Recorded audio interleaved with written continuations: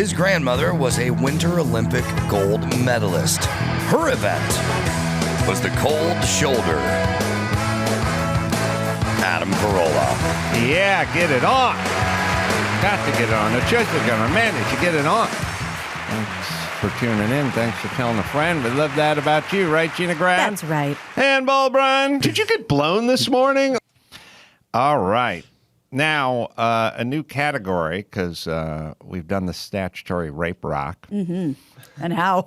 I think I stumbled on. I'd like a new category, but this song that I'm going to play for you falls into the statutory rape rock genre, but also a new segment, a new genre for us: worst dad songs. Oh, okay. Lots of songs about alcohol, especially country songs about drinking and womanizing and gunplay and all that kind of stuff. But and then I have a bad dad story to tell you myself, because I got a call from the school nurse last night. Urgent call from the school nurse. Yeah, like, I don't know, 8:45 at night. Hell? So we got that regarding Sonny. Did he go to boarding school all of a sudden? There goes my theory, because I'm like, oh, maybe Natalia had like a late practice, twisted her ankle. No, it's a Sonny call. So I'll tell you about that in a second. Are we talking about like Papa was a Rolling Stone kind of bad? Cats in the dad? Yeah, that might be. I don't know. It just kind of popped in my head. So this is statutory rape and worst dad song. They go hand in hand. And it one begets the other. I've been thinking a lot about this new dog movie. Oh, it's called Dog. Just called Dog. To keep running. He's got the military German Shepherd. Yeah, you know, Channing Tatum. And then I keep thinking about that 70s, 1974 to 1975, when I would stay home and watch Saturday morning cartoons. And one of the live action things was Run, Joe, Run, the military dog, which is... Didn't he escape a military panel or something? First off, it's the exact same premise the dog. as the A-Team, but with a dog. And 8 years earlier, which is the dog was a military dog wrongfully accused of a crime he didn't commit, which is attacking his trainer. Then Joe ran. Now the military police are on his heels. It was the same thing that happened to the A-Team. They were wrongfully accused of a crime. They had the MPs were on their tail. And the trainer, who's the only one who could prove his innocence, you think his word would be good enough? Has to. You really do. Like stop pacing the dog. Right, they're going to do a deposition with the dog. And also, when I saw it, I was like, oh, yeah, I wanted a German Shepherd so badly. I didn't know why I wanted dogs so bad, but I didn't have a friend in the family. It's like, this dog, I could love this dog. The dog would love me. And it was this beautiful German Shepherd. Much later in life, I did get my first German Shepherd, and the dog didn't see its 8-month birthday. Oh, my God. Yeah. So that was named him after my grandpa. It was, if any kids are listening, it's why you should never dream. At a certain point, I found myself like sitting in my beautiful home in the Hollywood Hills alone. And I thought, what about that dog you always wanted? What about that German Shepherd you'd always wanted? And yet here you are, you have money, you have a home, you could have a German, and I'm like, yes, why not? Why not Those do revelatory moments when you're an adult, you're like, wait, that thing I always wanted or loved as a kid? I totally doable. Got a German Shepherd puppy, named him after my grandfather. Dog died in 4 months. What the hell? Went to get spayed and never came home. Yeah. Thanks, oh my Bob God. Barker. So, anyway, I digress. So I've been thinking about every time I see a commercial for the movie Dog, which they're running the hell out of, I then think of Run, Joe, Run, the other military German Shepherd that's being transported, or that was on the lam. And then I keep thinking about the song Run, Joey, Run, which was by David Geddes, I guess, or Geddes. And we played it here. It's been a long time. Oh. Dawson says he's never heard it. I'd never heard it, and I went back and I listened to the first verse or so. and said, "Oh, I got to save this." I've never heard it. I've never heard this. It's been a Well, long time. Didn't then. get to the chorus though. From 1974. Right. Now, David Geddes was a singer, didn't have any success, went back to law school. At some point, Paul Vance, who wrote Catch a Falling Star and Put It in Your Pocket. Love that song. And Itsy Bitsy Teeny Weeny Yellow Polka Dot Bikini. He wrote those Wow. two. But before that, I think he wrote, or I don't know if it was before that or about the same time. Anyway, he wrote Run, Joey, Run. And he got hold of David, who was in law school, Who's and filing said, some papers? "Yeah, you got to come back and get back into the booth and lay this down." And he laid down his part. Then he used his daughter, 15 at the time, Okay. to lay down the other part. Okay. So keep in mind the woman singing here is 15.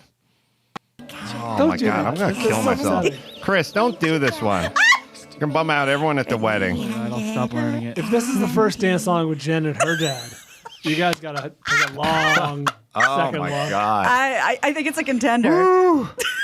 That's It's what you get for the blind dad dying before he sees his son play. well, he did see him Well, from heaven. right. Wow. And that's why you have to let thoughts bleed into other thoughts so you can get into your third and fourth thought, because that's where the action is. First and second thoughts, worthless. Yeah. Everyone thinks first and second. You Right. got to go third and fourth. You're That's absolutely where you right. get to the bleachers. Go to and the dark dead. side. Why did she Yeah, put the blind girl and daddy. the dog in the room with no insulation in the the draft. attic? Yeah, for God's sake, put them on a fireplace. Nothing was going to save them. Those Did she kids ever had invite her hepatitis. in, or were they just talking out in the freezing porch? I'd like to think she died in the guest room. Oh, okay. Yeah. All right. Let's Recover from see. that. Nah, I cannot. I cannot. All right. Let's see.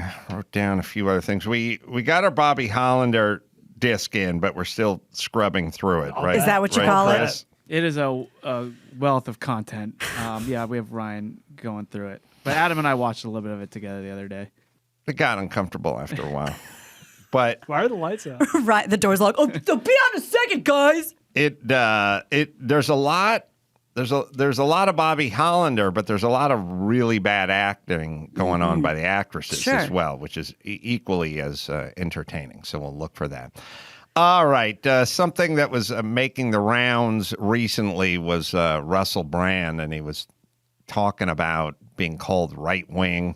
And it was all that sort of Joe Rogan list of stuff. And Isn't he being labeled an anti-vaxxer? Rogan or Russell Brand? Russell Brand. I don't know. Oh, okay. I thought that was Oh, part of I'm it. sure he is, or racist or something. Okay.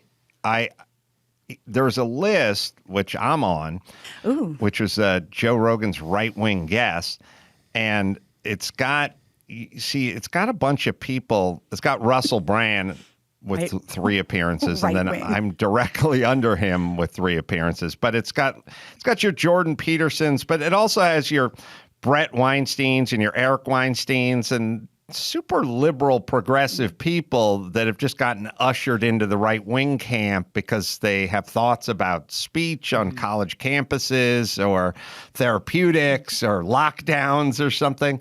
I would argue this is a bad way to conduct your society, where you go, you, Russell Brand. I mean, you can listen to Russell Brand. Russell Brand's the most progressive, freest thinker, Spiritual, thoughtful. on the planet. But he's lumped in with Ben Shapiro because he, I don't know, wants schools to stay open or something. Which is interesting because I heard, it was from a while ago, when Ben Shapiro was a guest on Russell Brand's podcast, they did not have a lot in common. So it's interesting that but he they're... still made the list. Okay. All right, we'll listen to a few minutes of him. You know, when I spoke to Matt Taibbi on my podcast, Under the Skin, he said, we have to read everything. We have to read as much as we can. We can no longer trust any news source, Any. I guess that has to even mean me, right? We have to look at a variety and decide for ourselves what we think and feel, because we've all had unique experiences and we can't afford lazy labels. Like being right wing or left wing, that just used to be a thing. Now it's like a sort of an attempt to smear, slander and take someone down. I know what this is. I've been in the media a long time. This is an attempt to say you can't trust Russell Brand, Russell Brand's unreliable, Russell Brand's a right wing figure, and to manage those figures. I mean, this is pretty much the same as when they produced that list of doctors, half of whom were vets. Now they're producing a list of right-wing guests, and one of them is me. Well, let me tell you some things I believe in. I believe that big tech companies should be really strongly regulated and broken down. I believe that massive companies should pay their taxes in the countries that they make money from. I believe that public health workers, firefighters, police officers, people that do jobs that put their own lives on the line should be properly paid, properly supported, properly trained. I believe that the most vulnerable people in society, the mentally ill, drug addicts, the vulnerable, should be looked after and taken care of. I believe that small businesses should be given every opportunity to thrive. I believe that communities should be run by the people that live in them, and however you identify, sexually, racially, religiously, that's your business, your right. You should be whoever you want to be. That all of us should allow one another to be who we are and get on with it. And that we should have a media that tries its best to give us plain facts and allows us to sort it out among ourselves through plain, honest, open discourse, not elevates and amplifies particular narratives to turn us against one another so that they continue to profit from their relationships with big pharma and big business while we're squabbling among one another.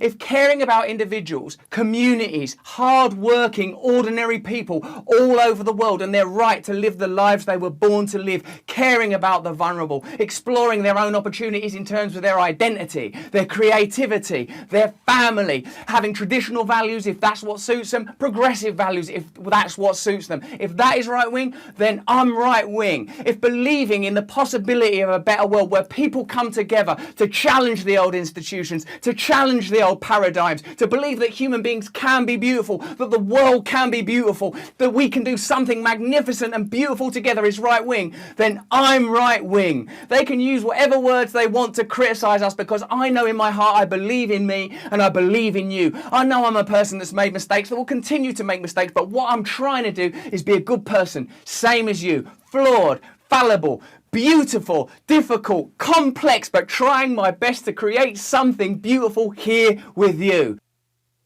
Oh. Him and Rose McGowan should be forced to mate.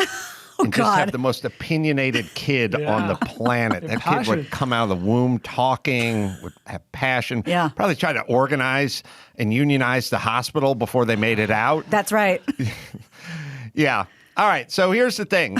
If you're going to make a list of Joe Rogan guests that are right wing and Joe Rogan guests that are left wing, if you pad the right wing side, then people don't really pay attention to the list. Mm-hmm. That's my argument. Well, the list is completely irrelevant. And when you have, it's like saying Obama is right wing. Like he's not known for that. First off, the list is whoever the fuck Joe Rogan wants on a show. Right, I'm saying that's the list. But I'm saying if the list, if you're just trying to list right wing people, like Russell Brand, not known for his right wing views. I think hyperbole, and this is a kind of version of that, has screwed up people. I think they don't realize that if you played it a little more down the middle, we tend to believe the list. Mm-hmm. You cut yourself off at the knees. Yeah, you still get a good ratio. Right. You could get 36 to 87, but you're shooting for 36 to 138, not numbers of people, but numbers of appearances of people on the show. And now I'm seeing a bunch of progressive people on the list, and I'm wondering who made the list. Right. This is something that's been going on. I can tell you a story. So I was going to tell you a story about the world's worst dad, Oh, yeah. which is me. That's right. Well, second Yeah. to the guy who shot Joey, right? His daughter. I mean, well, Who shot yeah, Joey? He tried to shoot Joey, but he shot his daughter instead. All right, I'll tell you about that in a second. First, let me tell you about Simply Safe. Today's episode is brought to you by Simply Safe Home Security. Ever want to know what's happening when you're not home? Well, the new wireless outdoor camera from Simply Safe lets you see what's happening outside right from your home. So I could see Phil running around, maybe taking a dip in the pool, maybe dropping a loaf out there, or maybe there's a intruder and a bad guy and he's snooping around. I could see it all on my phone right now. Everything to keep your home safe. Entry and motion sensors, indoor and outdoor cameras, 24/7 professional monitoring, ready to dispatch police, firefighters, and EMTs. Less than $1 a day. No long-term contracts or commitments. Sets up in about 30 minutes.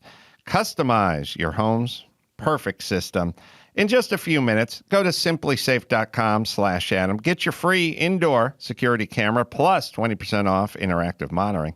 Again, 2 eyes in there. simplysafe.com/Adam. All right, let's take a quick break. I'll tell you a story about the world's worst dad right after this. It's time to check Adam's voicemail. Ace man, listening to your broadcast about the fight between Zabka and Machio. Fucking genius, brother. Get it on. You can leave us a message at 888-634-1744. All right. You know what I think we're going to need to do now moving forward with our society, with all the right wing and left wing? I think we just need to put together a simple 8-subject questionnaire. Mm-hmm. You know, are you for gay marriage? Mm-hmm. Yes. All right. Give me a check in the left department. Mm-hmm. Do you want lower taxes? Yes. All right. Give me a check in the right department. Mm-hmm. And then a guy like Russell Brand will get a score, and then he'll be certified as left. It'll be a Kinsey scale, like you end up a 1 to 6. Right. You know what I mean? Right now we have this thing where you're for gay marriage, you're for decriminalization of drugs, you're for prison reform, except for you're not for vax mandates. Right.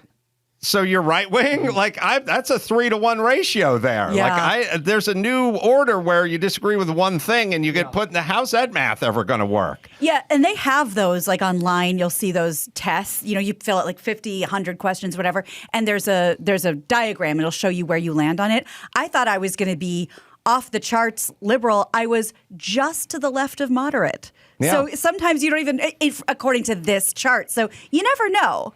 All right, so we got some calls up there. People in Spokane want to pull some balls. I want to, so I get the call in the text.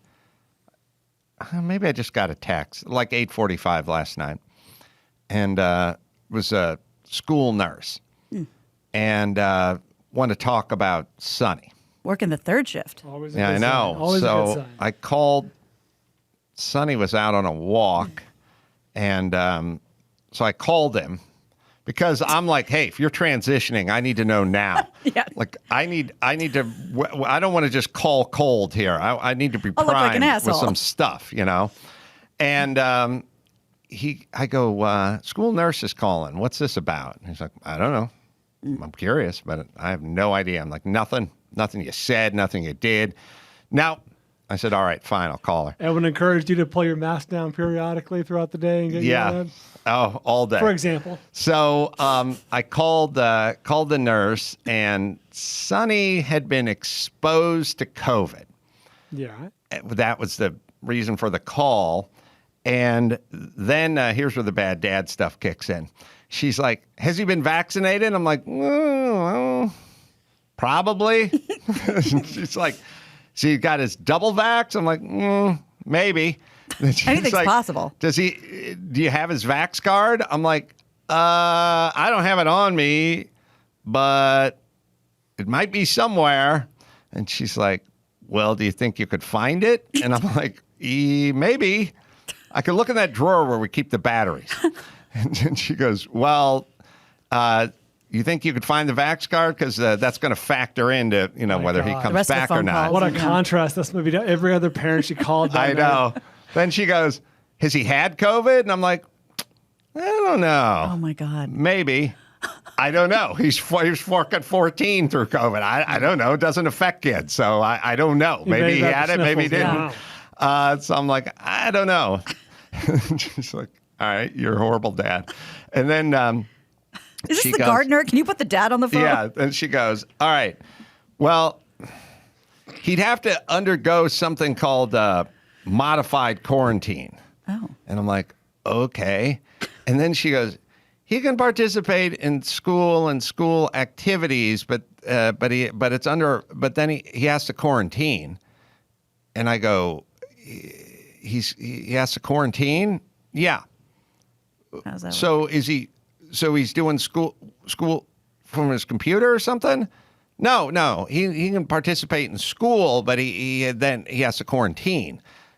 And I go, all right, hold on. Is he going to school? Yeah.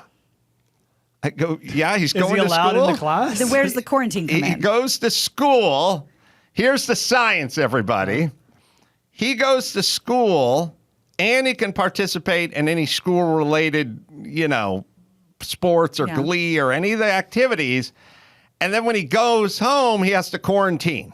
From you guys. So that's on you guys to figure out, not the school. By the way, I'm talking to her. It's like when you're listening to a homeless person tell you about their past. Like, I'm out. I'm like, as soon as I figured out he was supposed to quarantine in his room, I was like, After school. Yeah, okay.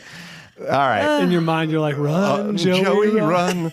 So I was like, okay, so hold on. He goes to school. Yes. Yeah. He participates in everything. Yes. And then he goes home, and then he quarantines at home. He stays in his room at home. Yes. Okay. So All right. same as every day. Right. More science. And then I go, but what if he's vaccinated? How does that work? Well, if he's vaccinated, he can do the modified quarantine thing. I think if he's not vaccinated, then he has to stay home. Full quarantine. And then I said, but if you're vaccinated, you can still get it and spread it. So how does the quarantine work? And she said, well, if you're vaccinated, you have a less chance of spreading it. And then I told Dr. Drew about that 9 hours later, and he started laughing. He said, no, that's not how it works. They're just going off of nothingness. And she's like, I got to check online to blah, blah, blah. There is zero science. And he could also go during lunch. Then if he was under modified quarantine, he could sit 6 feet away because he would be demasked, because he'd be eating a sandwich, although we just had a fucking Super Bowl with 75,000 people in the stadium. Don't pull that shit where you eat the popcorn all We're night. watching Right. you. Nobody's wearing a mask in the entire stadium, and the entire rest of the country is open except for this one little LA County thing. And now we're just going through this weird dance of the tards. We're like, he can sit here and then he can pull his mask down, but he can quarantine in his room, but he can't come at home. And I was like, when do we, is it, first off, too many jobs. There's too many fucking jobs. When I was growing up, there was school teachers, a principal, and the janitor. Oh. Those were the only gigs. So you're saying we should limit the There's school nurse? and the nurse. There's way too many other gigs going that's on. the one you were saying we should get rid of. Oh, well, She she never put her boundaries. By the way, I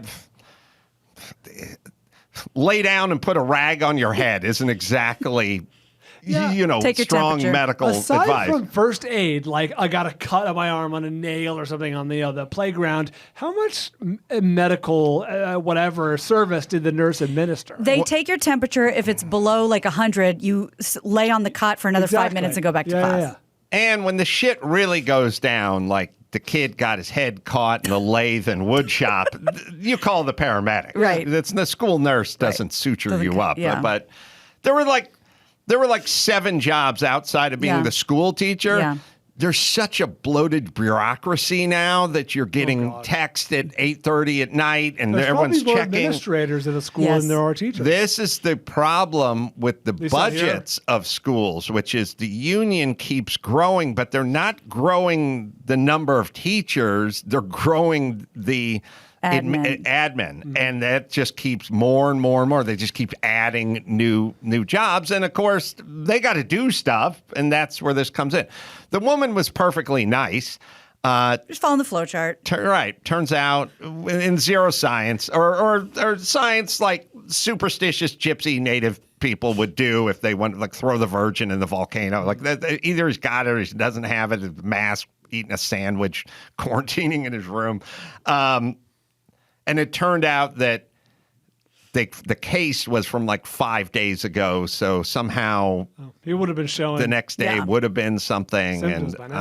I had zero thoughts about it because it doesn't affect kids. This is not an apples to apples comparison. I would like to make that clear. But when you just explain the union and how the money end up going to administration and not to the kids, that's exactly the same kind of conversation we've had about like banana republics. And Yeah. like when we like send aid, Send but it doesn't aid, go to yeah. the people, Intercepted it's by the government. warlords. Yeah. intercepted by I warlords. don't much care for what I'm hearing. Check the right wing box on that one, Gina. Now you're moving over to the dark Well, side. I'm just doing some math. All right, we got calls up here. And how? Though they're being a little obscured by the screen, Chris, but I can just start at the top. Looking for ball pullers. One for early show, one for late show on Spokane. Well, let God sort him out. Yeah. Adam, line one. Yes, sir. How you doing? Commercial irrigation foreman, I hear yells at Mexicans. That's all I hear when I hear that title. MMA coach. Oh, sorry. I was just making a joke. Well, I still yells at Mexicans. Pastry chef. Oh my God. Yes. Renaissance man. Yeah, man. A lot of range. Sings national anthem at pro sports events. We can have a first national anthem Yeah. at a Carolla show. I'd like to hear that before I'm prepared. Hey, Adam, Yeah, I do all those things. do you know the lyrics to the song Run, Joey, Run? Not off the top of my head. The other national anthem. I think Gina could play the part of the young Probably. girl in that pretty Give me- easily. Give me 10 minutes. Type that in. So you want to give us a little of the national anthem? Oh, And when you say pro sports events, we I talking just- Harlem bowling and Lucha Libre. Harlem Globetrotters? on Globetrotters. Ooh. Okay. All right. All right. Now we're talking. Respectable. The Star-Spangled Uniforms. Mm-hmm. All right. That's Adam's defense, this is not going to be the proper forum to really sound anything close to good. But if you sung when the Harlem Globetrotters, they come in, where did they play? They played at our arena downtown Spokane. Yeah, they're a big draw. So, and then you were tasked with singing the national anthem, which means you're definitely at a certain level, right? Yeah, and I sang for Monster Jam when they were just here. Wow. Did the Globetrotters win that night? They just squeaked out the win. Yeah. Oh, thank God. The Is, Mo- streak continues. is Monster Jam the truck thing? Yeah. Oh, Wow. really? Well, that's right to the top of the IMDb page, man. And That's they the did monster truck. 5 shows, so that was a lot. Oh, Wow. All right, I like where this is heading. MMA hear some. coach, Pastry chef. pastry chef, Renaissance man. Yeah.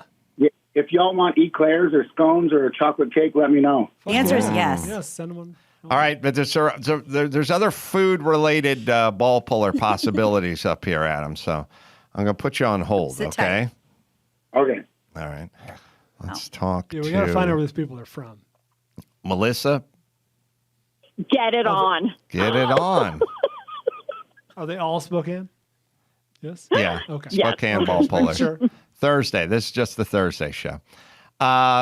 You sell prime rib? Yes. Prime beef.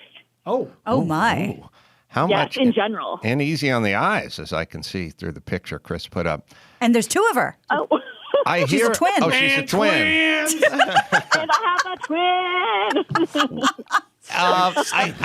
I hear a lot of stories like beef has gone up 33%, but Oh, yeah. you would know how much has it gone up in the last year or so? Oh, God. Significantly. Yeah, I'd say close to that. Melissa, are 30.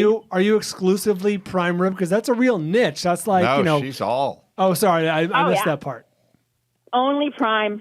Wait. Only prime. Only the best aged prime.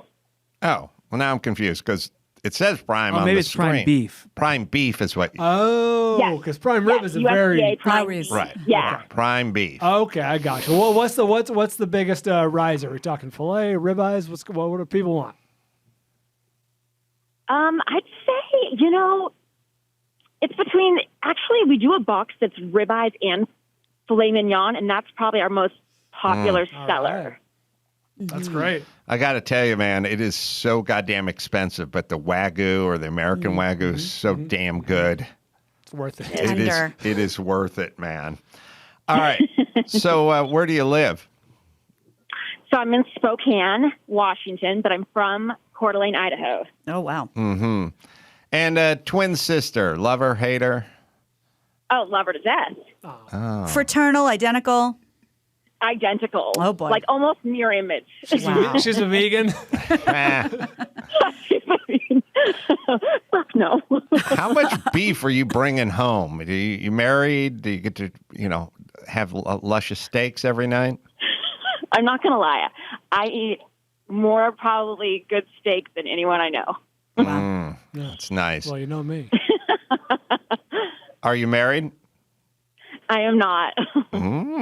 That makes you a catch. Yeah. I mean, you're good looking, but the whole beef thing that's going to do it You for a know lot who of she guys. is? Between the picture and everything we know about her, she's the next bachelorette. Pick of the litter, Melissa. I don't know if I want to ruin my life. See, and smart. Yeah. What are you doing? You on the dating apps? You got a guy you're seeing? Oh, I'd rather die now. I'm dating. Huh? Now, will he be at the show? Your participation depends on your answer. he will be at the show. Goodbye. All right, so we need 2 out of the 4 people we're going to talk to, right? All right. Hang on, Sit Melissa. tight. You've made a nice case for yourself, but this is tough. Competition's fierce. Yeah. Joey, run. Ace man, get it on. Driving from Montana, I am. Wow. digs ditches for fiber optic cable installation. Yep, that's what I'm at right now. Does it really matter what it's for? No, could be graves.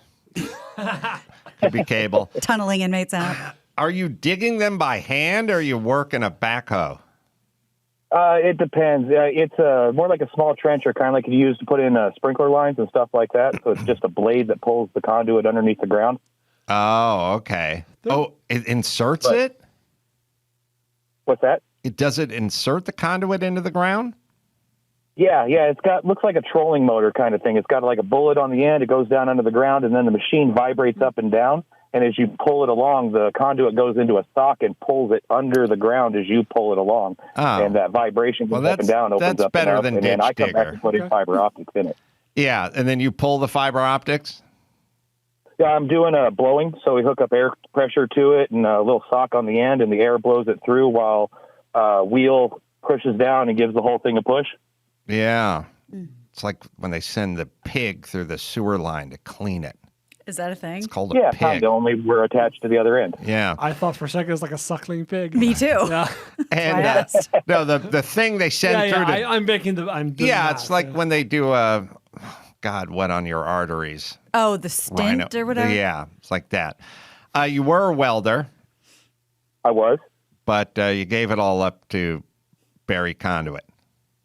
Well, it sounds weird, but I actually got welding kind of burned out of me. No pun All right. intended.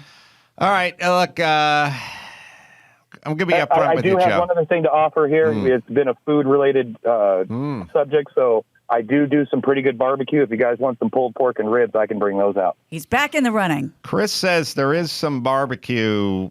Yeah, we already have a guy coming to bring. Oh, he's coming to Spokane? But if Joe wants to bring, he's coming. We do to a taste If test. Joe wants to bring barbecue, go ahead, and Melissa, bring your beef. Yeah. And Adam, bring your eclairs. This is the Mike keymaster Oggs and is the there. gatekeeper. Yeah, seriously. Yeah, unfortunately, that normally helps your cause a lot. But if we're already pre-barbecued backstage. All right, hang on. Does it also help that I'm driving 400 miles through 4 to 8 inches of snow because there's a snowstorm coming in through mountain passes? I'm risking my life to come see you here. He won't that- make it. He that won't make hurts it. his case. He may not be there. He won't make it. All right, hang on, Joe. That is pretty compelling, the drive. All right, let's talk to Melissa, another Melissa. Melissa B.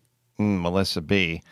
Or Melissa Ball. Her last name's Ball, so she thinks she's born for this. Oh, I thought it was Ball Puller or me something. too. All right, Melissa. I was born for it. Hello. Hello.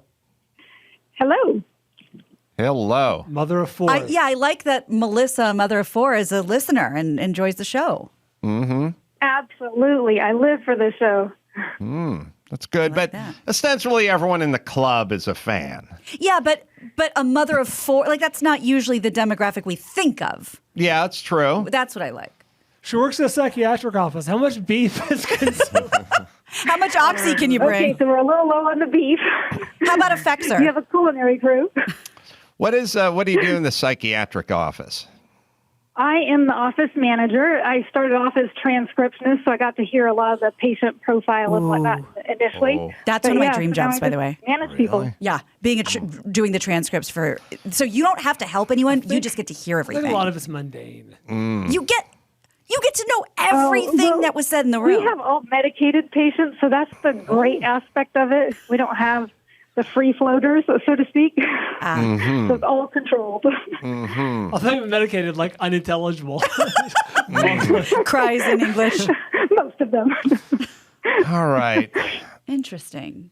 I'm trying to think. Melissa, do your kids listen? Oh, absolutely not. How old are they? They should, though. How old are the kids? Okay, so I have two 25-year-olds, and then a 21-year-old, and then our last is a 9-year-old. Oh my God! Look Is at that. Absolutely. All right. Yeah, here's we just thought we'd try to see if we could make it happen with the 9-year-old. And hang here on he a is. second, Melissa. All right. 4 qualified folks. Yeah. 3 in Joe, really. But he's driving for 400 miles. Yeah. Okay. Chris, I'm going to let you think about this. I'll let everyone think about this. Okay. I think we go 1 male, 1 female. Yeah, I was going to say the same thing. Now, I hate to have to be the one to do this. So maybe we'll figure out who's the biggest fan. Oh, a little contest? Little trivia? Pop quiz? Jerron the intern? Yeah. Oh, I like it. Let me see. I'll hop up to Adam up here. Adam, Yes, sir. the show is coming up on an anniversary in the next week or so. I gotta think about that. How many years have I been doing this show? Actually, you should, a hardcore fan would know. You gotta give me a second. I've been punched in the head way too many times. MMA. All right, hold on a second. No, eclairs. Let's see. Joe. 11. No. What, did we start yesterday? That's incorrect. All right. It's really now, hurtful. Maybe Joe Adam Rogan. just went to the internet. Adam? I think it's 12. I remember your first show talking about a pirate ship. All right. The anniversary coming up. All right. Let's see. Melissa? I'm going to say 17. All right. This is disheartening. Very Price is Right. They're getting close. Other Melissa? 15 years? All right. All right. All right. That settles it. See if we can do this. All right. They're all wrong. It's 13 years, so it's coming up. Ask them to name as many people as they can in this building right now. Oh, yeah. That's good. I was going to ask them for my first initial, but you're right. When was the War of 1812? Who, Adam, is in this building right now? Name the Max cast. Zapata, Okay. Mm-hmm. Gina, Adam, Bald.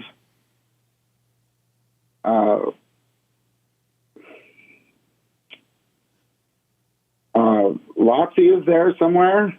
I hope. Band? The band? We're on our way. Give I me haven't heard. All Give me a right. second to think. At least you put them on the spot first. Does he think Loxamana and Max Zapata are two different people? A lot of Maybe. people do. Okay. They Joe? think like Max Apata is. a Yeah, name. right. Joe? Yes, sir. Who's in the building right now? Let's see. We also got Dawson. We got Emmy. We That was got a deep hole. All right. Next Gary one. there? Next one. Oh, Oh, Gary. All right. You're the leader in the clubhouse. All right. Let's get back to Meet Melissa. Melissa sorry. P. Yeah, meet Melissa. Melissa? I don't think you have her. Oh. Sorry. I messed you up. Sorry about that. It's all right. Huh. Let me try this. There you go. Melissa, Yes. what's my dog's name? Philly cheesesteak. All right. What's- Oh, a cheesesteak. Come What's on, the buddy. last dog's name? Oh, son of a. All right. A beloved figure. Tough calls here. Melissa I got Ball. this.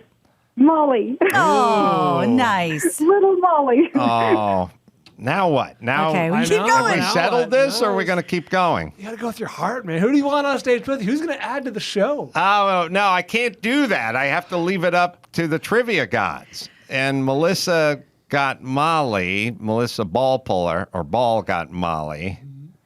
And then Joe got more of the cast. We should ask what your middle name is. Let's see. Adam? Lakers. All right. We'll allow it. We'll allow that. Let's see. All right. Now. What gender is marked on your license? Let's see. Let's go to Joe. Joe? It's gender neutral. It's X, isn't it? Wow, that's some good. all right. The competition's heating up. All right. Let's see. Let's go with, let's see. Sonny's real name? Oh, that's good. Sonny's real name. You got Adam. You got Adam on there. Oh, sorry. Did I hit? Yeah. Adam. Sorry. Shit. You're right. You say mud? Shit. I know. All right, let's see if anyone else. All right. Hold on. Let me jump to Joe again. Joe?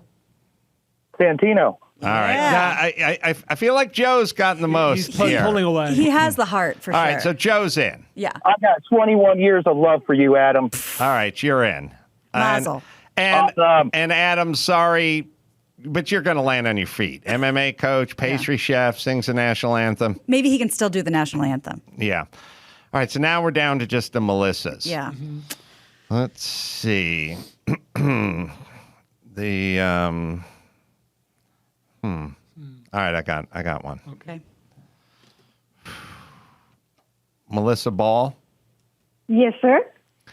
name the either title or theme of one Rich Banks song. Oh, that's good. interesting. Oh, man. I don't know. It could be an intro song. A theme. Anything. I failed. All right, hold on. Melissa, same question. One Rich Banks song. I don't know. Oh, boy. You can pick a theme. Is one called Banks? Oh, my or God. Rich? No, he doesn't stare in the mirror when he composes. Myself. It's all right. All right. Under pressure. This might be a little, well, this definitely is going to be a hard one. But maybe, what was the holiday that the person brought in donuts for and you went apeshit about the donuts? Okay. Melissa, what was the holiday we're celebrating when I went nuts About on the donuts? The themed donuts. Jesus Christ. Is it a major holiday? Yes. It's one everyone knows. It's one everyone knows. Easter? No. Melissa? Kwanzaa? Yes, the Kwanzaa donuts. Kwanzaa? I would go eat shit. Did she say Kwanzaa? Yeah. I discourage any celebration of Kwanzaa. That's what I was saying. I'll throw one out there for Melissa Ball and the other Melissa, of course, too. Name any Carolla Drinks product that is not Mangria. Ooh. Oh, there was a beer. There was. Okay. There's an area code one. Yes, there is. Yes, it's also true. 616. Oh, it's close. All right. All right, back to other Melissa. Come on, Melissa P. Put it away. All right. Right on red. Walla Walla Knocking Point Winery. I got the wine. Oh, You got the wine? Yeah. All think we right, have a then winner. you're in, Melissa P. it's a fierce competition. It's a fierce competition. That was crazy. All right. I Sweating. drank it. I got it just because of Adam. All right. Hi, look at Chris, that. did we figure it out then? It's Joe and Melissa P, Yep. right? Got him. All right. We'll see you guys in Spokane. That's See gonna all be you great. guys have spoken. See all you guys in Spokane. All right, let me tell you about Gold Co. If you have an IRA, 401k, or savings account, things are getting a little scary out there. The highest inflation since Adam graduated high school. Literally, That's in the that's the copy. date. Oh, my. The government printed more money in the past 2 years than in the previous 100 combined. National debt just hit $30 trillion, and inflation is at its highest since 1982 when Adam graduated high school. It's only a matter of time before we have to pay the piper. If you have $50K or more in retirement savings, your money could be at risk. Call my friends over at Gold Co. to see how you can plan to protect your retirement with gold and silver before it's too late. Give them a call, 866-600-1898, or go to adamlikesgold.com, and they'll give you up to $10,000 in free silver when you open an account. That's adamlikesgold.com for up to 10 grand in free silver. All right, we'll take ourselves a quick break. Author Mark Bauerlein. Mark Bauerlein, right after this. And now, Alcoa presents Definitely Not a Jew on the Adam Carolla Show. Dateline, Miami Beach, Florida. A 43-year-old man stabbed 2 grocery store employees in an attempt to steal an $8 chicken Caesar salad. Definitely not a Jew. Mark Bauerlein is joining us, English professor and author. The Dumbest Generation Grows Up, from Stupefied Youth to Dangerous Adults. It is out, available right now on Amazon, and it's talking about millennials, I do believe. Good to see you, Mark. I'm glad to join you. I'm actually excited to join you. I was a devoted Loveline listener 20 years ago. Oh, thank you. What city were you in? You know, I was in Atlanta, so we would catch it. You know, it somehow would come out around midnight, and I look forward to that as the end of the night. It was remarkable things how you and Drew at a certain point could listen to someone for 10 seconds, and you would say, "Drew, 8," and Drew would say 10. And what you'd done, you'd identify something happened to that caller around that age. It was kind of uncanny. Well, if you're traumatized, especially for women, if you're traumatized, you oftentimes get locked into the age you were traumatized at. And what happens is your body grows and everything matures, but the voice kind of remains at the age you were traumatized, which I started to notice. And it's also interesting as well that when you have a job where you sit in a dimly lit room and put headphones on and just listen to people all night long, you start hearing things in people's voices that you would never hear if you were looking at them, talking to them, conversing in a way like we are now, where we can see each other, because so many other factors come rushing in when you're looking at someone. Sometimes the way they dress, the way they keep themselves, are they in shape, that kind of stuff.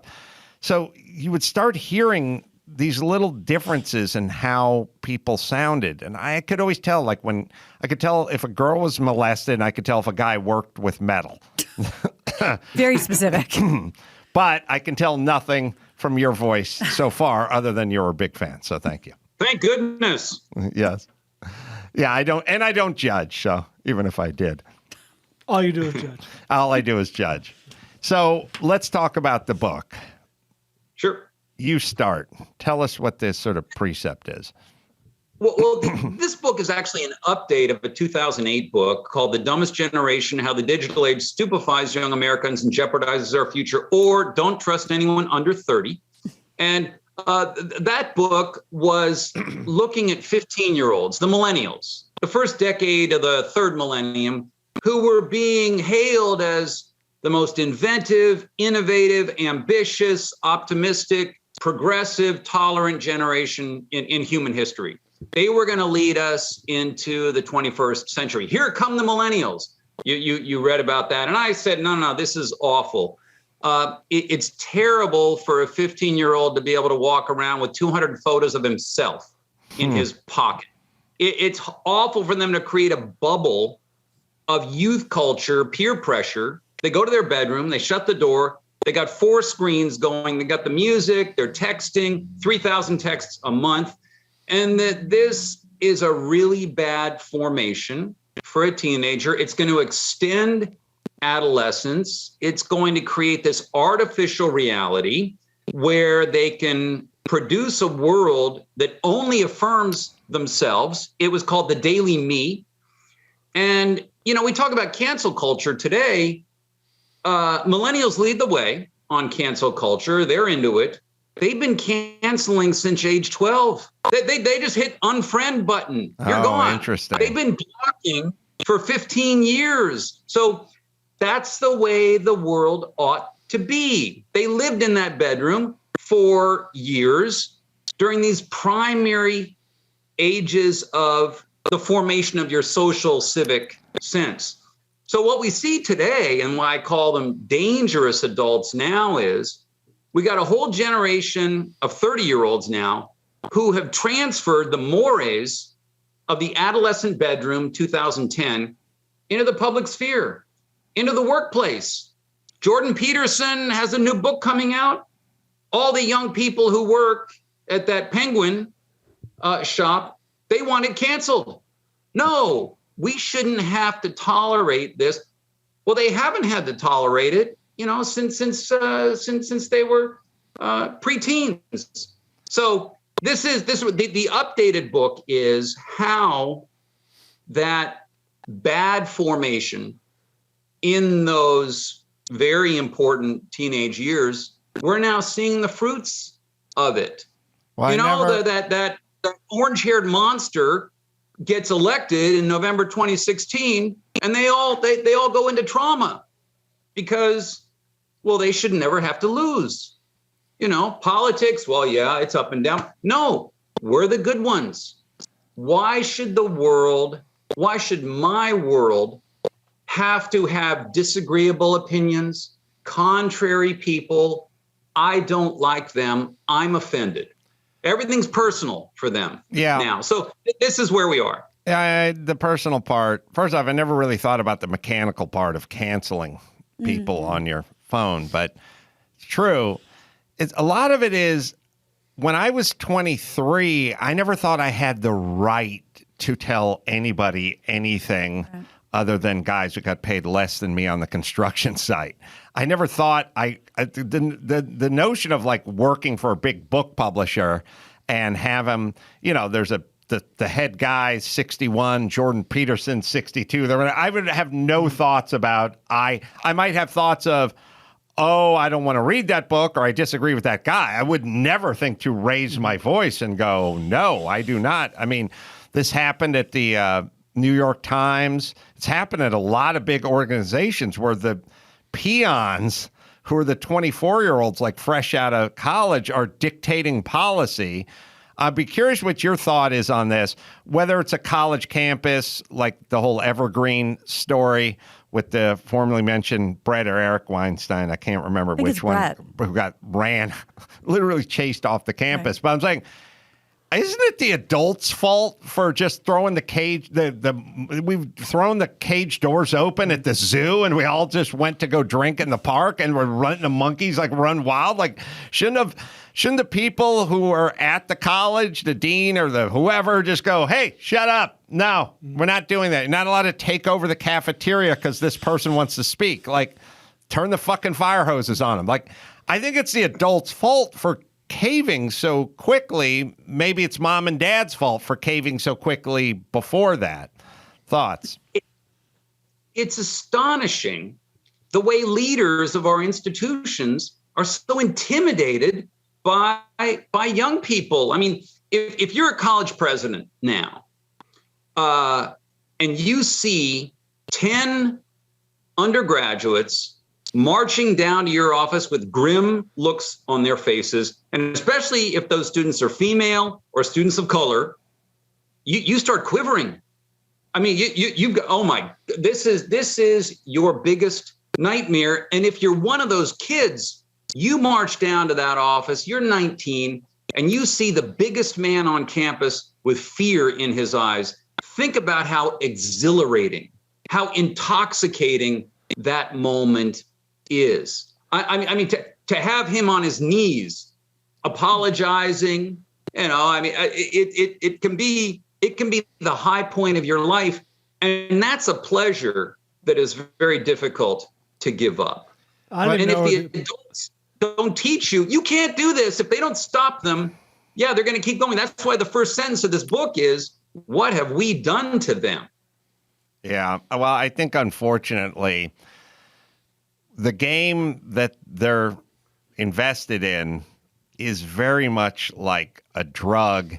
And, you can do some heroin, you can get high, you can get your fix, you can be fine for the night, but you're going to wake up the next day and you need another fix. It's not really about just, I got this one person canceled.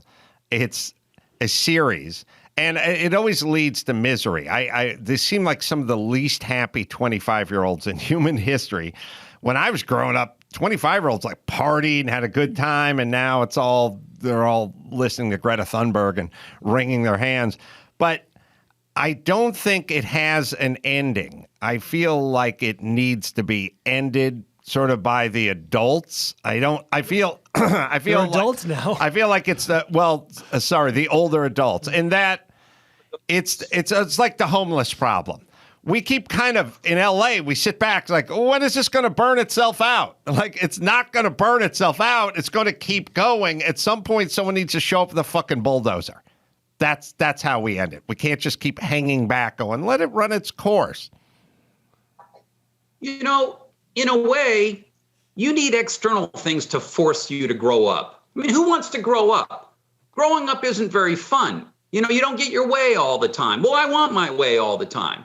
So you need external voices to curb that adolescent ego. I mean, you mentioned the workplace, Adam. I mean, my brother and I started working in a kitchen in a country club at age 15. Every once in a while, one of the cooks would come by and bam, smack me in the shoulder. I wasn't traumatized. I didn't run to the EEOC officer and complain. You just took it and you sort of said, hard knocks. That's adult life. But look, one of the things that makes you become an adult is having kids. I didn't grow up fully until I had. The millennials are not getting married and they're not having kids at nearly the rate the boomers do.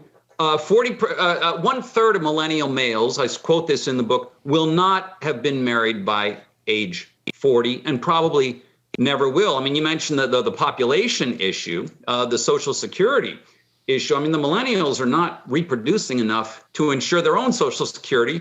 They'll pay for mine, but we're in trouble if they aren't doing family formation and passing things on in this country to a rising generation. So and you're right, they're unhappy. Rates of anxiety, depression, narcissism, or who would have thought they'd be narcissists when we gave them a tool where they could photograph their food, that they were going to eat 10 seconds later. So here we are, we've handed them all this material and we haven't given them the more steadying purposes, the meanings, a little self-sacrifice. They don't have the equipment to grow up. They still want to live like those insufferable characters in that Friends TV show of the 90s who were 33 years old, still living like they're 19. You're my friends. That doesn't do it for you. That's not going to cut it. That's why they are sour. That's why they're taking it out on other people. But here's my belief, based on some of my own experience. When I was young, I had a very laissez-faire dad. My dad was Jim Backus from Rebel Without a Cause. Sort of just a piece of Melba toast. He didn't talk much. He didn't discipline. And I found myself gravitating toward football, and because all it was discipline. It was just older guys yelling at you. And even though it doesn't feel good to get yelled at by a fat guy in a windbreaker when you're 10, you need it like when dogs eat dirt because they're missing some nutrient or something. It's like, does dirt taste good? Like, no, they need it. And I've thought about it. one year after about 3 or 4 years in, I broke my shoulder in preseason. I was broken, dislocated. I was out for the season, and I still attended every single practice. Now, I don't know why I wanted to attend every single stupid practice. For a Pop Warner team I was never going to play on because of my injury. But I realize now, looking back, I needed it. I needed to like be there. I need to be a part of something. And I think in a weird way, when the Millennials march up to the corner office and start telling the guy at Penguin whose books that he can and can't publish, there's a little part of them that almost not likes, but craves him going, excuse me, Yes. the adults are in the room. Yes. Go back and do whatever you do in your cubicle. We'll make these decisions. Thank you. Shut the door behind you. I think I think they're looking for it in a weird way. They're agitating for it, and we're not giving it to them. We're asking them what books they'd like us to publish instead. Can I just interject? Because when you were talking about that earlier, that is exactly what I was thinking about, which was, kids like to push against something. They like to have that tension. And even in college, you do that to an extent because you like that back and forth, that push and pull. So, Adam calls it in a different way sometimes, a handball against a curtain. It's falling on deaf ears. It's not, no one's volleying the ball back to you. And I think you're totally right about that. I think that there's an aggravation and like almost maybe a disappointment, a resentment when you don't get to have that push and pull. I think they're almost asking to be guided, disciplined. The scariest thing in the world is not a scout leader who doesn't know what direction north is. The scariest thing in the world is the scout leader goes, I don't know what direction north is. I'm just as scared as you are. We're screwed. I'd rather have a guy march south and go, follow me. I'll lead us to safety. That's sort of what you want. And I think I think that's where all the anxiety is coming from as well. I don't know. Mark, thoughts? I think both of you are exactly right. Teenagers want to be a little rebellious. That's how they come into their own, a little mischievous. They need something meaningful to rebel against. The Jim Backus character in Rebel Without a Cause, one of the reasons why that James Dean is acting out is because, will you please stand up and tell me to stop? Will you please take charge? Living in a world without authority is no wonder they're so anxious. And when the grown-ups don't exercise authority over the kids, what ends up happening is the kids start exercising authority on one another. And that kind of peer pressure can be more tyrannical than anything it can be more inventively cruel than anything the grown-ups can come up with. I mean, Adam, if I may, I know your story. I actually bought not Taco Bell material. Wow. So the parents or the teachers who showed up, at age 50, step into the college classroom, in that September, suddenly sporting a ponytail and an earring, to show that they're down with the kids. This is not doing the kids any favor. You got to stand up for something. You got to represent something strong and forceful. Let them criticize. Let them argue against you. At least you're giving them, again, a real wall, not a curtain, but something to bounce their heads against, and that'll, look, there's so many instances. Dr. Drew was just talking to me about that woman in the Bay Area who worked for Levi's, and she's been basically handed her walking papers because she stood up and wanted schools to reopen, and then they called her racist, and then the Levi's company told her she needed to issue an apology and go through some training. It's real Orwellian shit. Her name is Jennifer Say.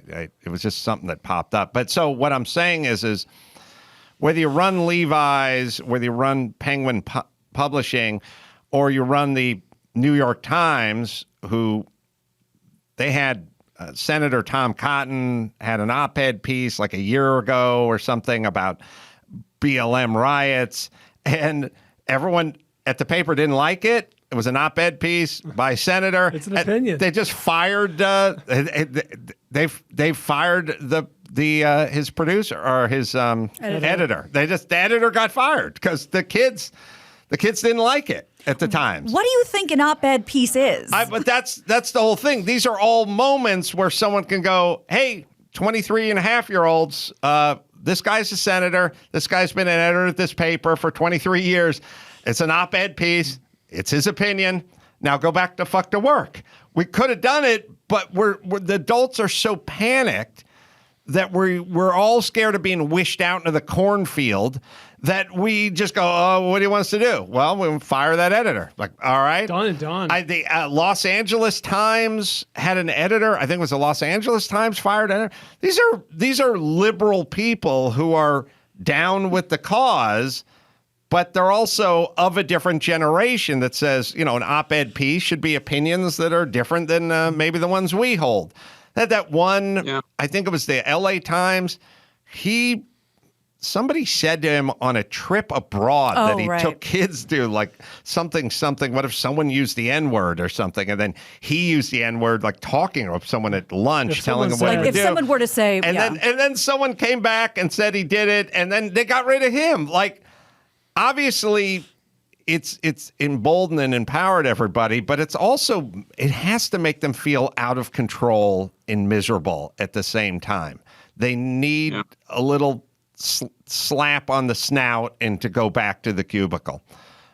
New York Times was Donald McNeil Jr., science reporter. Oh, his New York Times, or I think science reporter was the LA Times. Oh, I'm saying New York Times. Maybe it's New York Times. New York Times, but it only takes a couple of cases of that kind of cancellation where everyone takes a lesson. You don't have to do it a lot. Just do it a few times so everyone knows this could happen to you. And look, most people are going to conform. Now, I always thought that Gen Z, the next generation coming up, would rebel against the millennials. What 19-year-old wants to listen to a 33-year-old social justice scold, berating him for, a thought crime, a word crime, that they would then be unpolitically correct and mischievous and a lot of joking. But my worry is that if you're a Gen Zer and you're ambitious, you want to get into the elite. If you want to succeed, the problem is the pipeline now is monitored very closely. I mean, remember a few years ago, the University of Oklahoma guy who won the Heisman Trophy, the day he was given that award, a millennial journalist at USA Today went back and found tweets that this guy had posted 6 years before, at age 14 or 15. That's Sam Bradford? That called someone, you're so queer. No. That's queer. And I mean, it became the story that day, what should have been the greatest day of his life so far. He's having to apologize. All the Gen Zers notice this, and my worry is that the ambitious ones, they're just going to keep their heads down. They're not going to do anything that could ruffle feathers. They're not going to be, irreverent, because it could cost them that college admission. It could cost them that internship, that job, and the conformity is only going to get worse. Well, as I've been saying, we used to, when I started off in radio, back when you used to listen to me in Atlanta, there was word policing. They wouldn't let you say, God damn it. I was on radio long enough to say God damn it in Safe Harbor at night. I was there long enough to realize the dream of saying tits versus boobs and jugs and all that kind of stuff. You had a dream. You could never say shit or fuck. And the Christian right and, Tipper Gore, they were word police. Only words.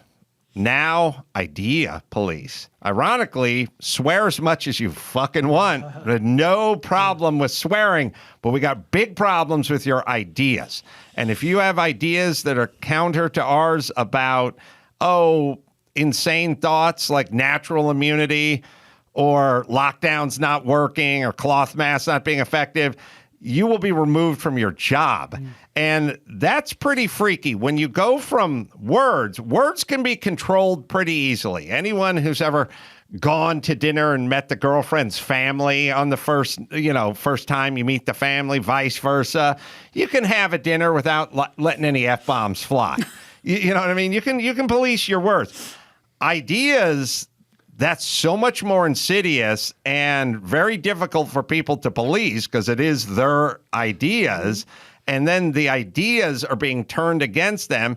And so, of course, we would create a culture where even if you didn't believe in X, Y, or Z, if that was the prevailing idea and that was the culture, and that meant you keeping your job at the Levi's Corporation or at the New York Times or the LA Times, or being a professor and not being thrown off a campus, then of course you would start twisting your ideas to echo the prevailing ideas. And this is the dangerous part that we're heading or already in.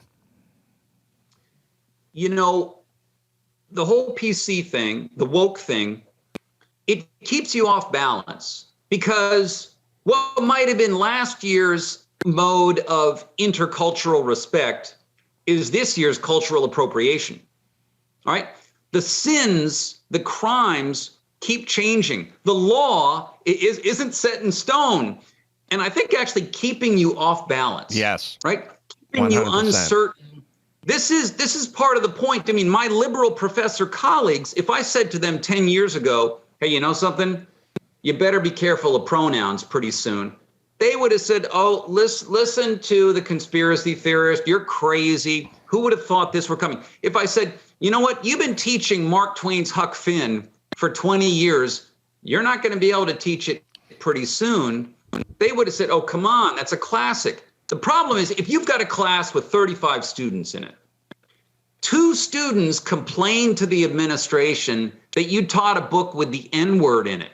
The other 33 were just fine. Yeah, good teacher. My course evaluations are high. But those 2 students complained. You've now got a federal complaint that you have to respond to. The administration takes it seriously. Those 2 students are going to make your life miserable, along with the administration, the cowards behind the walls. The bureaucrats are going to make your life miserable for 3 months. Even if you survive, the process is the punishment. So it only takes a few people to change the entire idea climate in campus. And if I'm a professor, I'm saying, I don't need this trouble. I'm just not going to teach that course, that book anymore. So everything has changed. This is the power that we have given to a really pretty small number of people. And again, it is exhilarating to have that kind of power. People don't want to give that up. It feels too good. Let's do it again. Well, look no further than the comedians. All the comedians are like, I'm not playing college campuses anymore. Not worth it. Could have had a college campus with, Jerry Seinfeld or Bill Maher, but instead you have the indigenous dance troupe or the whatever tribe, because ultimately, there's 2 wirings. The people on the way up are all sort of fear-based. Like, no, I don't believe in this, but I'm going to keep it zipped because I don't want to be canned from my company. And there's many examples of that. The people that are old and rich, like Seinfeld and Bill Maher, they have another mode that's unique to rich people, which is, fuck it. Yeah. Just don't do it. You know what I mean? So it's like, here's the deal. It's comedians that are coming up that need the money that'll get up there and do jokes that are vetted with the PC crowd and not ever get out of that box. Or you have the people who would bring a bunch of new ideas to the stage and they don't want to hassle with it. Really, their thing is like, they never go, I could have used the money. They just go, it's not worth it. No. Like they just go, I'm not doing it. And you'll see that in business. You'll see the ones that are like way up the ladder just go, fuck it, I'm quitting. I'm moving to Florida. And when you're talking about comedians, we're not talking about like Lenny Bruce. We're talking about Seinfeld, like airplane food. And he's like, it's not worth it to go to these colleges. So I'm dying to know what the fault would be with a Jerry Seinfeld act, but we'll never know. Well, someone will find it, rest assured. And also, you don't want to be on stage vetting thoughts and second guessing jokes as you're performing, it really gets in the way of a performance. I wonder, I would ask all three of you, the woke enterprise is precisely a joyless, humorless, unforgiving, merciless, punitive movement. Is this its termination? Is this the weakness of woke? People just, it's intolerable to live in this condition. You can't laugh. You can't tell a joke. How many feminists does it take to screw in a light bulb? That's not funny. What are we going to, what? I think I'll tell you what. I'll tell you. Mark wrote the book. I'll give you my opinion. I've said all the time. Safe spaces and octagons. It's a country just breaks apart. Some guys are MMA pastry chefs who dig ditches. It's a bad example. Sorry. Some guy, folks are going to, for first things first, Jordan Peterson is a very popular author. He sells a lot of units. Okay, so Penguin, you can drop his book. Fine. But let me tell you what I know about the free market. Somebody's going to come in and they're going to say, I'll publish your book, because at the end of the day, everyone wants to make money. And then you're going to create what you didn't want to create, all these alternative platforms for the voices you never wanted to hear. Think Joe Rogan or Ben Shapiro. You're now a Rumble or anything. You've actually created what you didn't want, which is these huge homes for these places. And it takes a little while to get off the ground. Rome wasn't built in a day, but there, at some point, Penguin, this alternative, conservative or free speech, whatever, publisher is going to get bigger than that because they've created that. So everyone is just going off and going, fine, I'll go over here to this camp and do this thing, which is not what you want as a nation. But it's literally like people are just, if you don't like California, you'll end up moving to Texas, and spiritually that'll go on too, just a sort of a separation. But if we're talking about like the woke movement and cancel culture being one and the same, then the answer is it's definitely finite. It can't last forever because you're attacking your allies, and once their allies are gone, then you're attacking each other. It'll just go into a black hole. It'll burn out. My feeling is no one's going to listen to what Ben Shapiro has to say about it, or even Jordan Peterson. But when the Bill Maher's and the Russell Brands and some of those voices start speaking out against it, then it'll burn its way out. Hopefully, or God willing. Brian, thoughts? Agreed. The last few minutes we have, so it's been a lot of kids these days. Is there any hope for this generation? Is there a path to success or the redemption? Light? Well, I would say that the unhappiness, the sour mood of the millennials is actually a sign of optimism, because this woke, the life that you spend, in your social network all the time, not listening to intelligent conversation, not reading some good books, getting a little more history, a little more good art and music in your life, that they're not happy with this. And it shows a hunger for something a little more stable, a little more solid than the text messages coming in.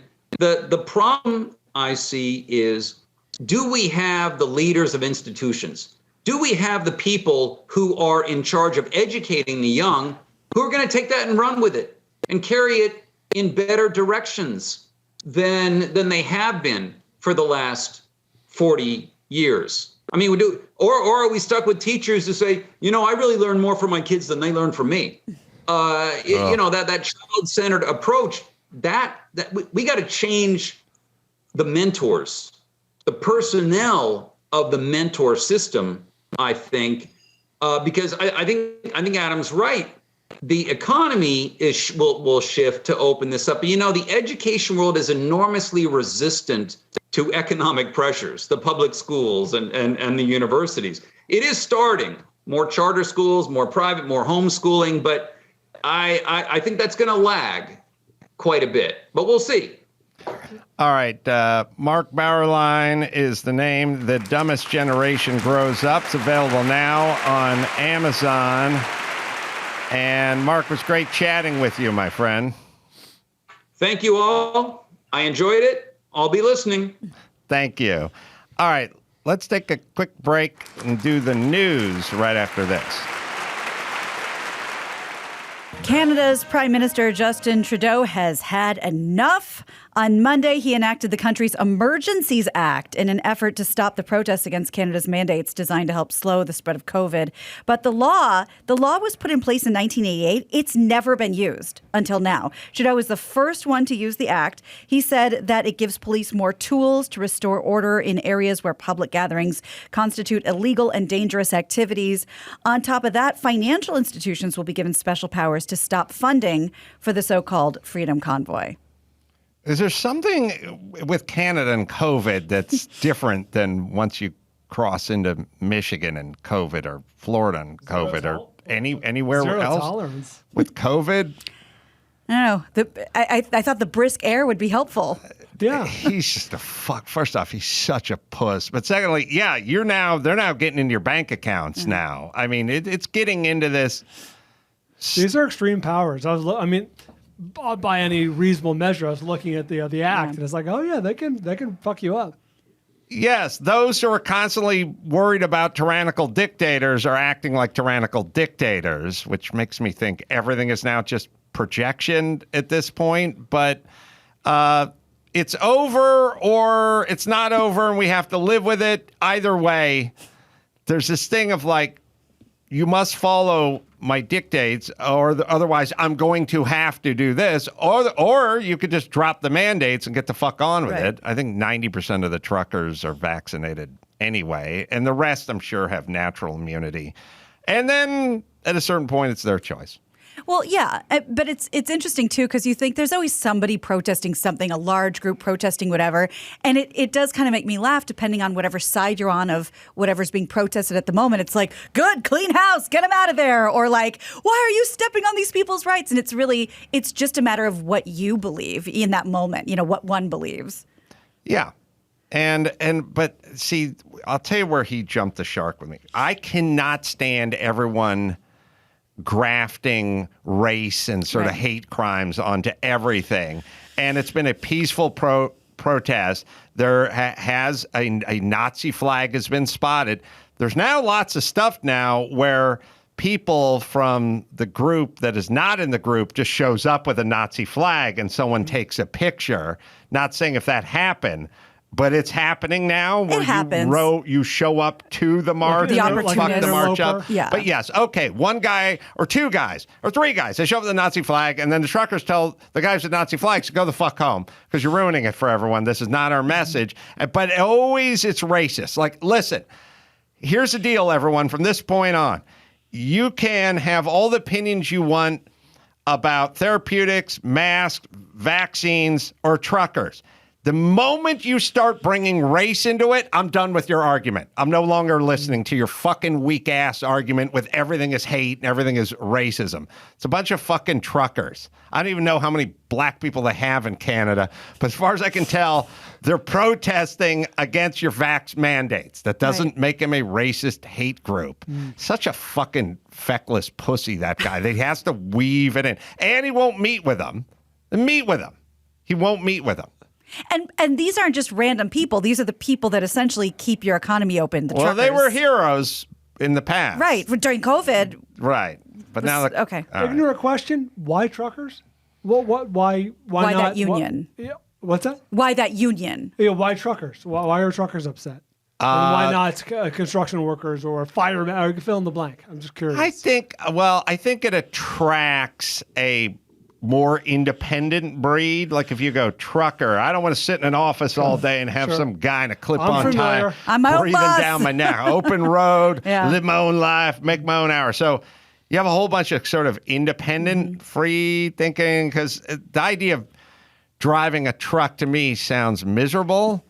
But if you ever hear them, it's like independent. I'm an independent trucker. That's got the word independent right now. I don't have to punch the time clock. I open road. It's a lot of that. That's so funny you mentioned that. I can only imagine Canada's rules are as stringent or more stringent than ours. But truckers, as you probably suspect or maybe heard, are under incredible restrictions. Like you can only drive 8 hours in a row. You have to get 8 hours of sleep. Like there's a lot of only one nephew can jerk it in your back cabin. It is draconian measures. But as you the notion that you put out is true. Maybe 40 years ago, the open road, you're your own boss, you do your own hour. Nowadays, you are highly regimented. I agree, but I think a lot of these guys have been doing it for 40 years. Yeah, they're veterans. What's her name? Not Dottie Dootson.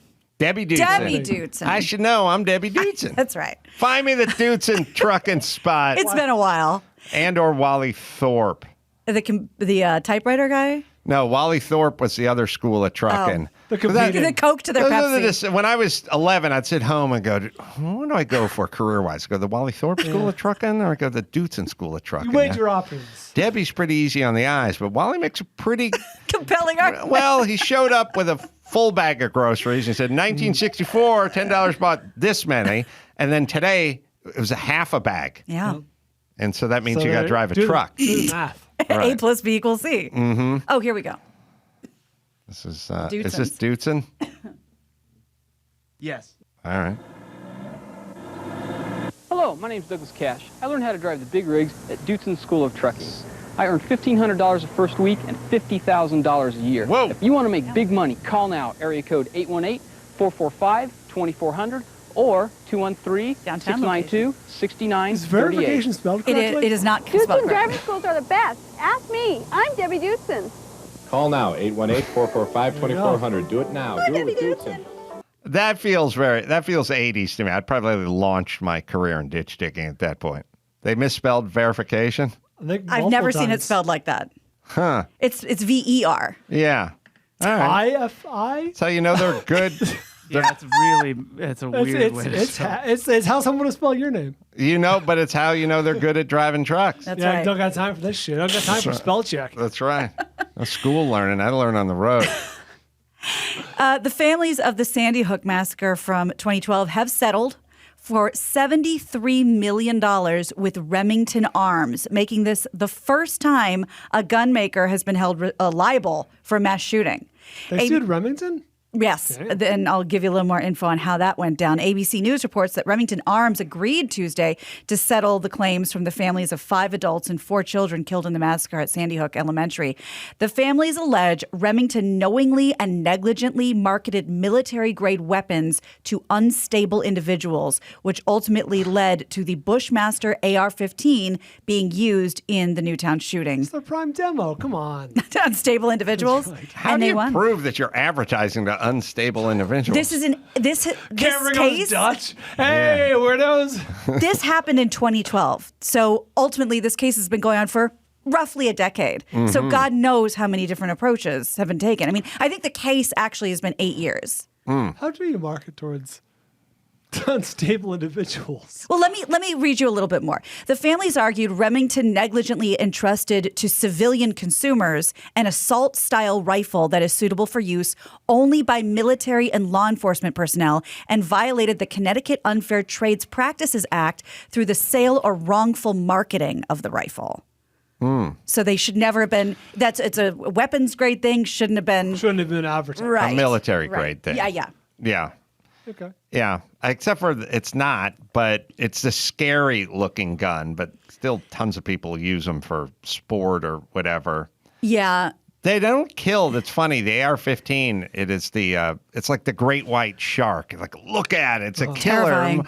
I bet more people are killed by hippos and seals every year. Hippos kill, isn't that the thing? They're the most dangerous animal on earth. Yeah, handguns kill all the people, and then there's like knives and fists, and then like AR-15s. Yeah. But it's the poster child for why we got to get rid of guns. Is this that? I'm ignorant. This is an AR-15, and again, we're getting in the weeds. This is not. I'm certainly no expert, but this was semi-automatic. It's not even an automatic, but yeah, people don't like it, and the payout is done. I think that, whatever. I never understand this when corporations say, like, okay, we'll pay you the $200 million, but we're not accepting responsibility. Which is like, well, you kind of did by paying, but like that's kind of part of the deal. They did that with the Sacklers, with OxyContin. Like, okay.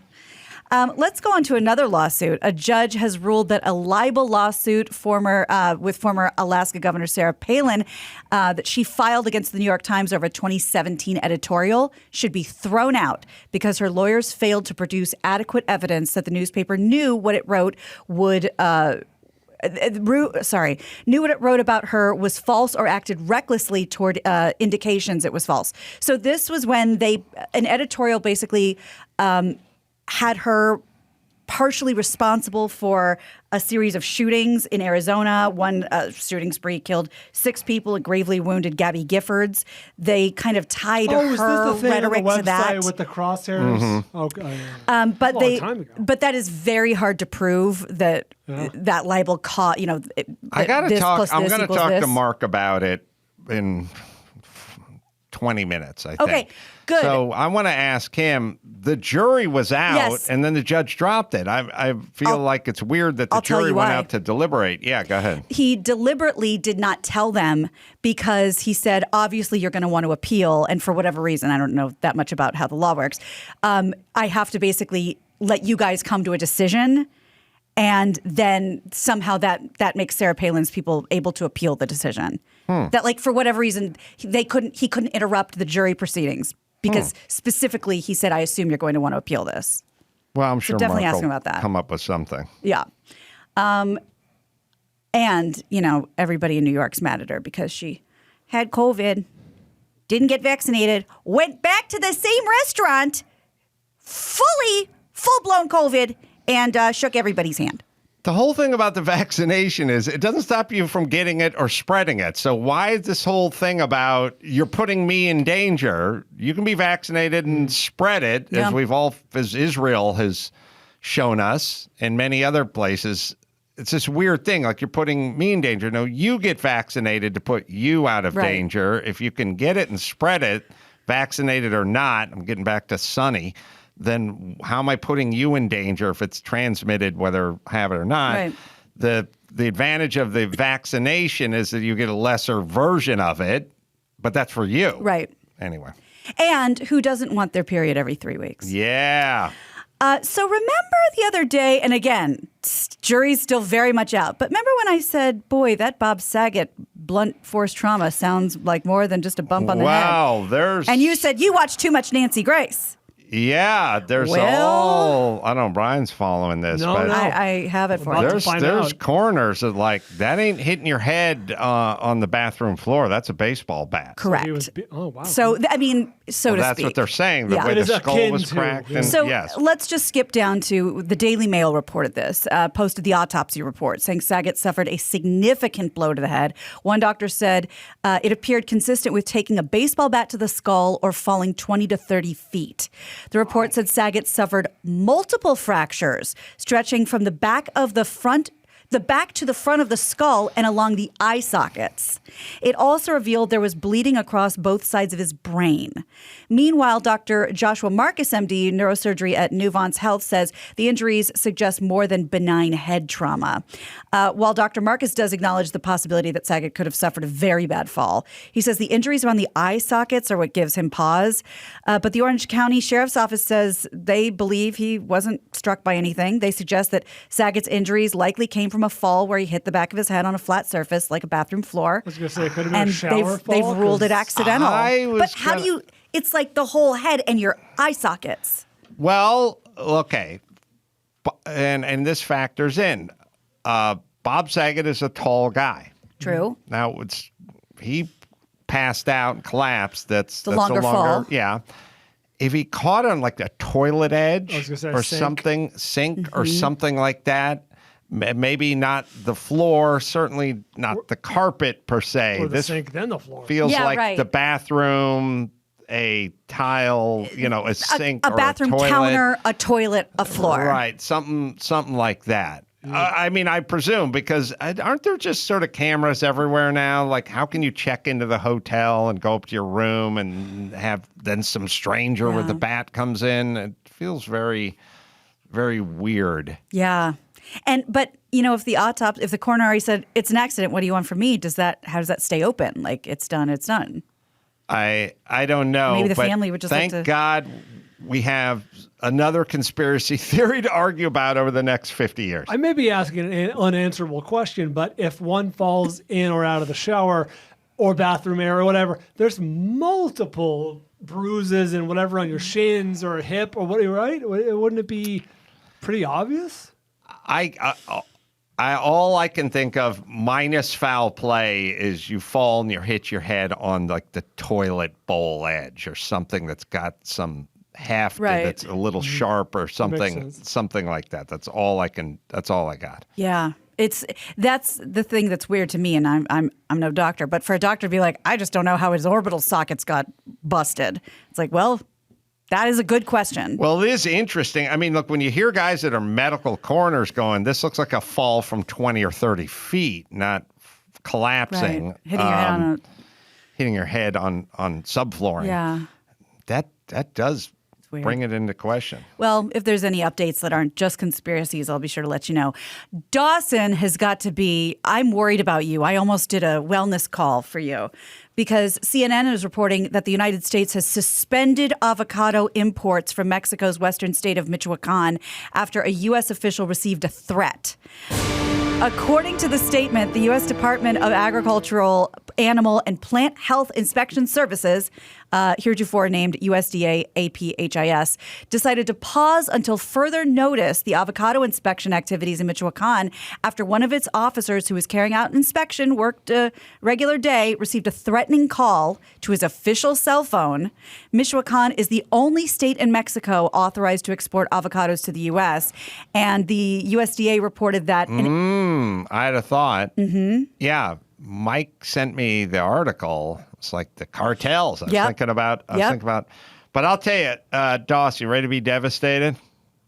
Yes. Although you may not choose to do your burrito this way, but I don't do fast food in general, and I don't treat myself to that kind of stuff very often, although I'll certainly eat some Chinese food, some rice. But Saturday night, I had a hankering for a Chipotle burrito. Oh, wow. And I don't always just go, I'll do the bowl or something, the protein bowl. But I'm like, fuck it. I'm done shooting all my specials. I don't give a fuck if I get fat. Rice, beans. I'm going all in.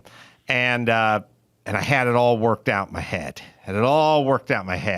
And I showed up at the You're building it in your mind. I was building it in my mind. You're pointing at different ingredients. And I was like, I definitely... Double scoop! I like the rice in my burrito. I'm like, I want the rice. I want the beans. I want it all. I think I went with the... oh, God, what's the style I go with? It was the beef, but it's the El Pastor, I think. Barbacoa. Barbacoa. I want the barbacoa. I want the rice. I want the cheese. The whole thing. I got to the end. I'm like, and I want the guac. We're out of guac. And I'm like, ooh. Devastating. The guac tempers things. Yeah. It kind of cools mellows it. The barbacoa is a little spicy, a little salty, but the guac evens. I had it in my head. Yes, the guac. I had it in my head, and then we got to the empty thing. You got to throw it on the floor. And I was like, where's? And I thought, better bring out the backup. Yeah. Sometimes you bring out the fresh, and they're like, no guac. And I'm like, oh, God damn, you crushed my burrito dreams here. Dawson, you a guac in the burrito guy? I only have cartel guac. Yeah, that's pure where I draw uncut. the line. He has a guy. Unstepped on. Well, and that's the thing. Michoacan, I don't know if this was that, but they were out of guac. If Chipotle is out of guac, yes, because it's near the Pacific Ocean, it's made guac blocked. Not mine. That's Chris's, everybody. Oh, that was really good. Has made it a turf war between criminal organizations that fight for territory and profits from industries like avocados. TERF, like the women who don't count. J.K. Rowling doesn't like avocados. I think it's clear that drug cartels should now just be called cartels because whether it be human trafficking or fentanyl or guacamole, they can figure out a way to turn a dime on anything. And I would argue, it'd be controversial, but I'd like to bring some of those guys out to Los Angeles and go, look, here's what's on the table. We got a homeless problem. We got a traffic issue, school system failing. Like, you guys are pretty good problem. Yeah, first off, you're very fluid. You seem to be able to pivot quickly. And you're definitely results oriented. Like, you figure out a way to make a profit on everything. Maybe you can help us out here. I think you're right. I think it would be controversial. Maybe at first. But hey. All right, let's bring it home. You got it. I'm Gina Grad, and that's the news. I don't think you're kidding. Gina Grad. That was the news with Gina Grad. All right, last but not least, there's Geico. I'd love to save some money on your insurance. Of course you would. And who doesn't love a deal? Well, when it comes to great rates on insurance for everything, Geico can help insure your car, truck, motorcycle, boat, RV, even homeowners, condo and renters insurance as well. Save even more with a special discount when you bundle those coverages. Plus, add the easy-to-use Geico mobile app and get 24/7 roadside assistance. And the switch to Geico becomes a no-brainer. Switch today and save a ton of dough at Geico. All right, let's see. Spokane Late Show. Some tickets still available. That's coming up Thursday, February 17th. This Thursday in Tacoma. All shows are sold out, so thank you, Tacoma. But we'll see you guys on the road in coming to Waukegan, Illinois, Genesee Theater March 10th, and then Kansas City March 11th and 12th at the Comedy Club of Kansas City. Go do the stand-up. And who's Austin, Texas? Who's there? Me?